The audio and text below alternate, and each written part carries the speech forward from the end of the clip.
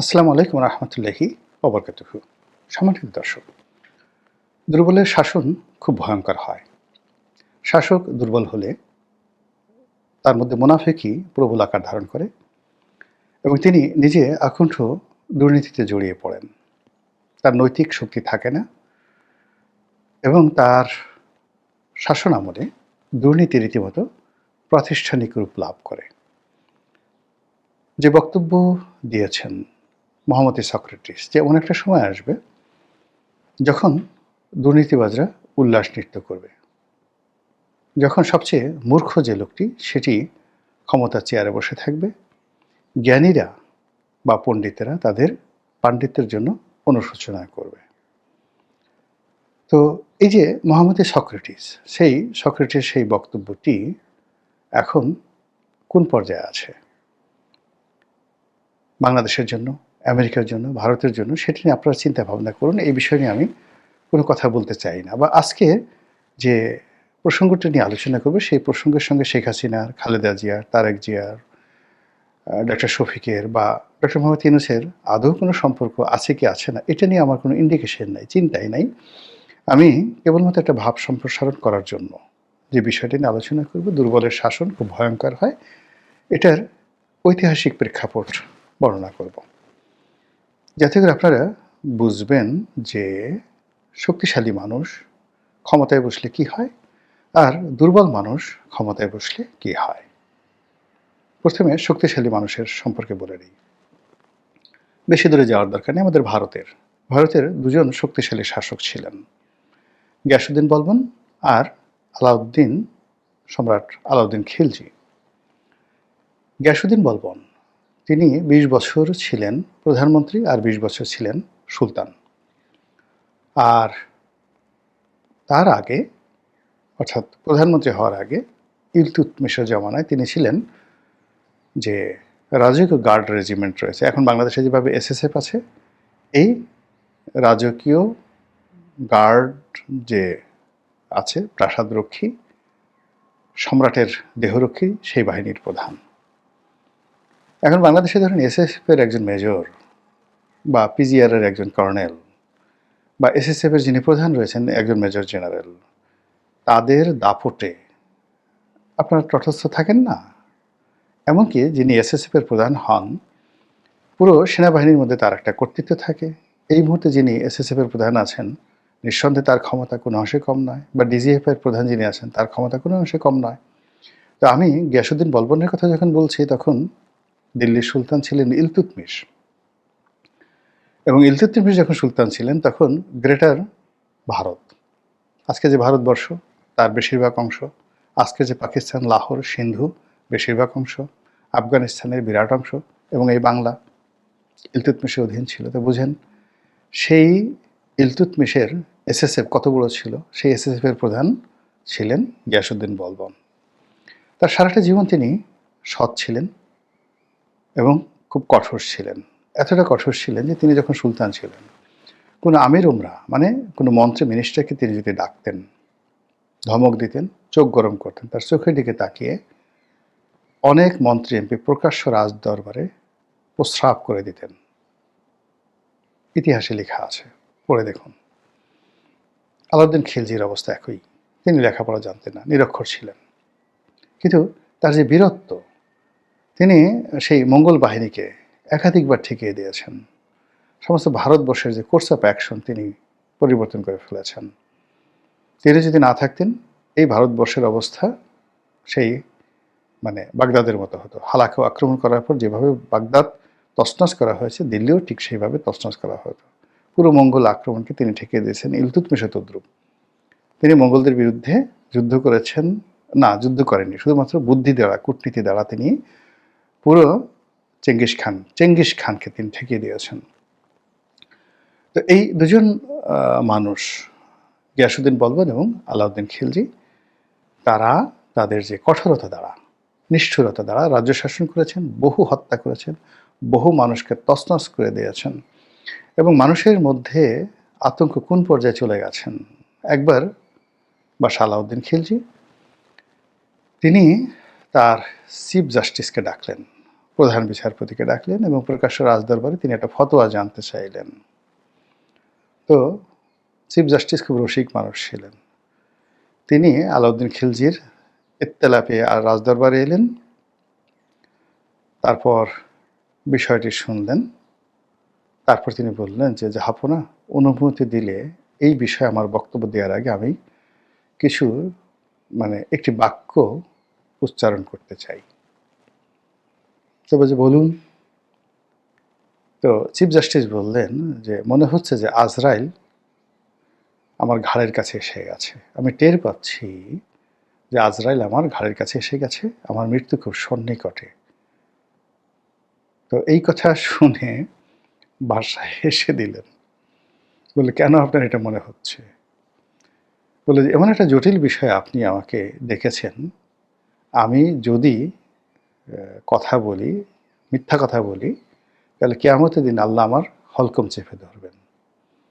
আর যদি সত্য কথা বলি তাহলে আপনি এই মুহূর্তে আমাকে মৃত্যুদণ্ড দেবেন। এখন আমার কি করা উচিত আপনি আমাকে বলে দেন। আজরাইল বসে আছে। তখন বাদশাহ হেসে দিলেন। বাদশাহ হেসে দিয়ে বললেন, আলাউদ্দিন খিলজি হেসে দিয়ে বললেন যে আপনি সত্য বলুন, আপনার সেই সত্য যত নির্মম হোক আমি আপনাকে মৃত্যুদণ্ড দেব না। That was the administration, chief justice এবং সম্রাটের মধ্যে এই বক্তব্য। তো সেই ইতিহাস তৈরি করে গেছে প্রায় 22 বছরের শাসন আমলে, যেখানে তার শাসনের সে আমার নির্বাচনী এলাকা গলাচিপাতে চালের মূল্য যা ছিল, দিল্লিতে একই চালের মূল্য ছিল। দুধ, চিনি, আটা, ময়দা একই মূল্যে বিক্রি হতো। তার রাজ্যের সর্ব জায়গাতে এক চুল এদিক ওদিক হতো না। মাপে কেউ কম দিবে কল্পনাই করা যেত না। কত আগে আলাউদ্দিন খিলজি, আজ থেকে প্রায় সেই 700 বছর আগে। আর আমরা এত আধুনিক হয়ে এখনও দুধে ভেজাল দেয়া, মাছে ফরমালিন দেয়া, ওজনে কম দেয়া আমরা কমাতে পারছি না। তো এই যে শক্ত মানুষের শাসন পৃথিবীতে অনেক ইতিহাস তৈরি করে গেছে। আর দুর্বল শাসন, যখন শাসক খুব দুর্বল হয়ে যায় তখন কি হয়? দিল্লিতে যে কজন দুর্বল শাসক ছিলেন তাদের মধ্যে একজন ছিলেন ফিরোজ শাহ তুগলক। গিয়াসউদ্দিন তুগলকের মৃত্যুর পরে তার ছেলে মোহাম্মদ বিন তুগলক হলেন। তো মোহাম্মদ বিন তুগলক এরকম পাগলা রাজা ছিলেন, ভীষণ রকম পাগল। তিনি আলাউদ্দিন খিলজি বা গিয়াসউদ্দিন বলবনের সাথে তুলনীয় নয়। এক অদ্ভুত শাসন ব্যবস্থা তিনি উপহার দিয়েছিলেন। তো যাই হোক, সেই তার মৃত্যুর পরে কোনো উত্তরাধিকার খুঁজে পাওয়া যাচ্ছিল না। তখন তার এক আত্মীয়, চাচাতো ভাই ফিরোজ শাহ তুগলক, তাকে এনে সিংহাসনে বসানো হলো। ব্যক্তিত্ব দুর্বল, তারপরে চেহারা গোলগাল, এরপর লোভী, যত রকম মানুষের যে চরিত্র রয়েছে, চরিত্রহীনতার যা কিছু রয়েছে, সব কিছুই সেই ফিরোজ শাহ তুগলকের মধ্যে ছিল। তো ফিরোজ শাহ তুগলক ক্ষমতায় বসার পর তিনি প্রথমে যেটা মনে করলেন সেটা হলো আমাকে ক্ষমতায় যারা বসিয়েছে তাদেরকে কুনির জানাতে হবে। তিনি রাজ্যের যত আমির উমরা তাদেরকে ডেকে আনলেন, তাদের বেতন ভাতা বৃদ্ধি করে দিলেন। প্রকাশ্য রাজদরবারে বারবার বললেন যে এরাই আমার নিয়োগকর্তা। যারা এই সকল নিয়োগকর্তার বিরুদ্ধে, তুর্কি আমির উমরাদের বিরুদ্ধে কথা বলবে তারা আমার শত্রু, তাদেরকে আমি মেরে ফেলব। ফলে কি হলো? পুরো রাজ্যে শুরু হলো বিশৃঙ্খলা। আজকে আমরা যে মবের দেখছি, এই মব ফিরোজ শাহ তুগলকের জামানাতে শুরু হয়েছিল। আমরা যে তুগলকি কাণ্ড বলি সেটা ব্যক্তি তুগলকি কাণ্ড হলো বাদশাহ, যাকে বলা হয় সুলতান গিয়াসউদ্দিন তুগলকের কর্মকাণ্ডকে বলা হয় তুগলকি কাণ্ড। আর রাষ্ট্রে যদি তুগলকি কাণ্ড ঘটে সেটি হলো ফিরোজ শাহ তুগলকের ঘটনা। তিনি সুন্দরী রমণী পেতে চান, এই জন্য তিনি নিজে ঘুষ দেওয়া শুরু করলেন। সম্রাট নিজে বা সুলতান নিজে কার ঘরে সুন্দরী রমণী আছে সেই খোঁজখবর নেওয়ার জন্য বিভিন্ন রাজপ্রাসাদের বিভিন্ন মহলের যারা পাইক পেদা রয়েছে তাদেরকে তিনি ঘুষ দিতেন। কার ঘরে সুন্দর ঘোড়া আছে সেই ঘোড়া কেনার জন্য, পাওয়ার জন্য তিনি ঘুষ দেওয়া শুরু করলেন। এটা ইতিহাসে লেখা, ব্যক্তিগত কথা নয়। তো তিনি একবার কি করলেন, যেটি ইতিহাসে লিখেছে, সেটা হল তার একজন মন্ত্রী বা সেনাপতি, তার একটি অসাধারণ সুন্দর ঘোড়া ছিল। সেই ঘোড়াটা তার খুব পছন্দ হলো। তো অনায়াসে তিনি সেই ঘোড়াটা অধিকার করতে পারতেন, নিয়ে নিতে পারতেন। কিন্তু সেটি না করে তিনি করলেন কি, সেই সেনাপতির যে আস্তাবল রক্ষক তাকে তিনি ঘুষ দিলেন। সেই আস্তাবল রক্ষক সেই ঘোড়াটাকে পাগল বানিয়ে ফেলল বা অসুস্থ বানিয়ে ফেলল, বা সেই ঘোড়া সম্পর্কে সেই তার মালিকের মন বিষিয়ে ফেলল। এরপর সেই আস্তাবল মানে আস্তাবল রক্ষক যিনি রয়েছেন, তিনি সেই ঘোড়াটিকে বিক্রি করার সিদ্ধান্ত নিলেন। সেনাপতি সেটাকে ছেড়ে দিল, আর সম্রাট সেটাকে কিনে নিল। এই ছিল ফিরোজ শাহ তুগলকের দুর্নীতির আর চরিত্রহীনতার, দুর্বল ব্যক্তিত্বের লক্ষণ, যা কিনা পুরো রাষ্ট্রকে একটা মবের রাজ্য বানিয়ে দিয়েছিল। তো এই হলো মানে যাকে বলা হয় যখন একটা শাসক খুব দুর্বল হন। তো সেই দুর্বল শাসন যখন হয়, তখন বিভিন্ন পদ পদবীতে পাগল টাইপের লোক বসে যায়। মন্ত্রী পাগল হয়, এমপি পাগল হয়ে যায়, তারপরে সেনাপতি পাগল হয়ে যায়। রীতিমতো চারিদিকে একটা পাগলামি। এবং যখন এই ধরনের পাগলামি হয়, শাসকরা যখন পাগল হয়ে যায়, তখন সেখানে দক্ষিণপন্থা খুব জেগে যায়। মানে ধর্মবিশ্বাস, যে কোনো ধর্মবিশ্বাস, এটি প্রবল আকার ধারণ করে। যেমন ধরেন গিয়াসউদ্দিন তুগলক যখন ক্ষমতায় ছিলেন, তখন তার ছেলে মোহাম্মদ বিন তুগলক, যার ডাকনাম ছিলেন জুনা খান, তো তিনি পাগলামি করতেন। কেমন পাগল ছিলেন, তিনি একবার নিজামুদ্দিন আউলিয়ার দরবারে গিয়ে বসে থাকতেন, আবার ঘুরে বেড়াতেন খালি গায়ে বিভিন্ন জায়গাতে। আবার তিনি যখন খলিফা হলেন বা তিনি যখন শাসক হলেন, তখন বাগদাদ থেকে একজন লোক এলো, যিনি কিনা সর্বশেষ যে উচ্ছেদকৃত শাসক খলিফা মুনতাসিম বিল্লাহ, তার দুঃসম্পর্কের আত্মীয়। এখন বাগদাদের খলিফার বংশধর, মানে যাদের রক্ত পবিত্র, যারা কিনা বেহেশতের সার্টিফিকেট দেন, বেহেশতের টিকিট দেন, ওই জমানাতে মধ্যযুগে এটাই ছিল যে বাগদাদের খলিফারা জাস্ট একটা সার্টিফিকেট ইস্যু করে দিতেন, এবং ওটা মাথায় নিয়ে পৃথিবীর তাবৎ শাসকরা নিজেদেরকে সেই আল্লাহর প্রতিভু, আল্লাহর খলিফা হিসেবে নিজেদেরকে মনে করতেন। তো এরকম একজন পবিত্র মানুষ রাজ্যে আসছে, এবং এটা নিয়ে তিনি যে পাগলামি করেছেন, ইবনে বতুতার বইতে আপনি পড়ে দেখেন কি ধরনের পাগলামি, হাসতে হাসতে আপনি মরে যাবেন। এবং ইবনে বতুতা বেশ কিছুদিন মোহাম্মদ বিন তুগলকের আন্ডারে তিনি দিল্লির চিফ জাস্টিস ছিলেন।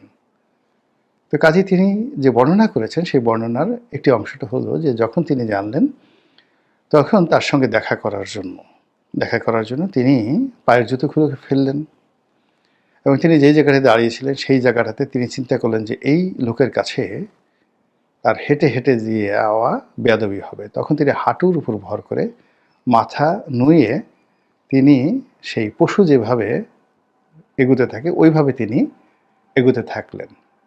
চার পেয়ে প্রাণীর মতো তিনি সেই বাগদাদ থেকে আগত খলিফা মুনতাসিম বিল্লার দুঃসম্পর্কের আত্মীয় তার কাছে গেলেন। তার জন্য তার নিজের যে প্রাসাদ, সবচেয়ে অভিজাত যে প্রাসাদ, সেই প্রাসাদটা ছেড়ে দিলেন, এবং তার নিজের জন্য যে সকল বিত্তবিলাস বৈভব ছিল, তার চেয়ে অনেক বেশি সুযোগ সুবিধা তিনি আয়োজন করলেন। ফলে পুরো রাজ্য রীতিমতো একটা পাগলের কারখানা গড়ে উঠল। এবং এই সুযোগে যে ধর্মীয় উগ্রবাদ ভারতবর্ষে চালু হলো, সেই উগ্রবাদের বিষ বাষ্প একেবারে সম্রাট জাহাঙ্গীরের জামানা পর্যন্ত মুঘল সাম্রাজ্যকে তছনছ করে ছেড়ে দিয়েছে। ওই সময় সেই উগ্রবাদ, মানে সুলতান মোহাম্মদ বিন তুগলকের সময়ের যে দক্ষিণ পন্থার উদ্ভব হয়েছিল, সেটার বিস্তার একেবারে জাহাঙ্গীরের জমানা পর্যন্ত ছিল। পরবর্তীতে নূরজাহান যখন প্রভাবশালী হয়ে পড়ে, তখন এটা ধীরে ধীরে কমতে থাকে, এবং আওরঙ্গজেবের সময়টাতে এটা একটা নিউট্রাল পর্যায়ে চলে আসে। যেভাবে ইংল্যান্ডে খুব চার্চ শক্তিশালী হয়েছিল, মানে রাজা যদি শুল্ক আরোপ যেভাবে করতে পারত, ঠিক সেইভাবে রাষ্ট্রীয় সকল কর্মে খ্রিস্টানদের যে ধর্মগুরু যারা ছিলেন, পোপ, তার ক্ষমতা অনেক অনেক বেশি ছিল। পোপ ইচ্ছা করলে অনেক রাজাকে মৃত্যুদণ্ড দিয়ে দিতে পারতেন। তো এরকম ভারতবর্ষ কিন্তু সেই উগ্রবাদ, ইসলামী উগ্রবাদ, ধর্মবাদ মারাত্মকভাবে বৃদ্ধি পেয়েছিল এরকম দুর্বল শাসনের অধীনে, পাগলা রাজাকার অধীনে। তো যখনই এরকম দেখবেন যে কোনো একটা দেশে মানুষ বস্তুর সাথে অবস্তুগত বিষয় বেশি পছন্দ করে, তারপর কামনা, বাসনা, স্বপ্ন, এই তিনটি জিনিস মানুষের যে পার্থিব বিষয়, পরিশ্রম, অর্থ, বৃত্ত, ব্যবসা বাণিজ্য, এইগুলোর চাইতে প্রেম, ভালোবাসা, বিশ্বাস, ধর্মাচরণ, এই জিনিসগুলো মানুষের জন্য মুখ্য হয়ে যায়। তারা মনে করে এর মধ্যেই তাদের মুক্তি। ধরে নেবেন যে সেখানে দুর্বল শাসন চলছে। এবং যখন